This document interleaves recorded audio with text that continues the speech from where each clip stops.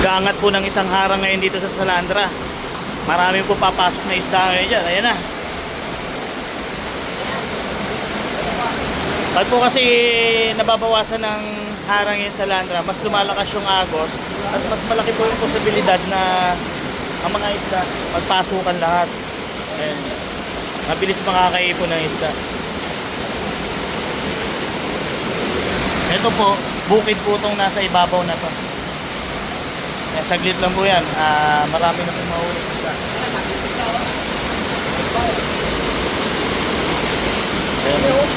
Ayan, parami na oh. Nantay natin dyan yung mga mamahaling isda. Labas mo, baka maano sa tilapia. Isda? Oo nga, tilapia ano. Iba kasi tilapia eh.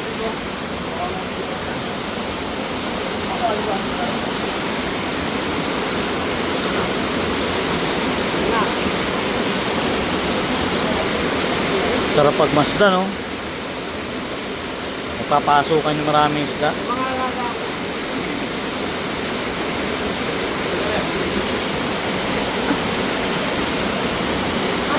Ibang klase isda yun. Ay, oo nga no. Galing nga, tingin nga.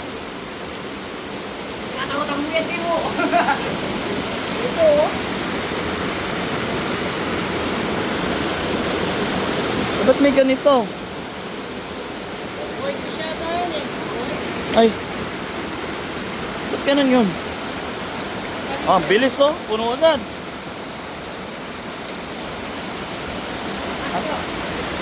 Hipon, isang ano oh.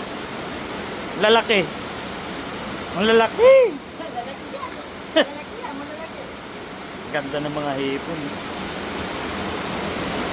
Burase, ang lalaki. Nakasabay na gito. Wala. Grabe, ang bilis dumami. Yung naman bulan mo ito.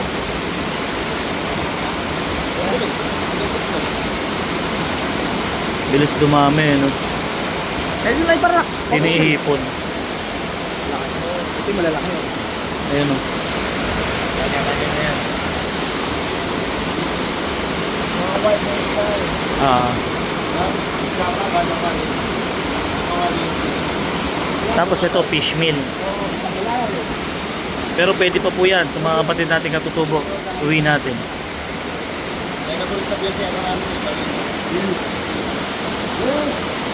Lalaki ng hipon. Malakas yung saladra namin yan.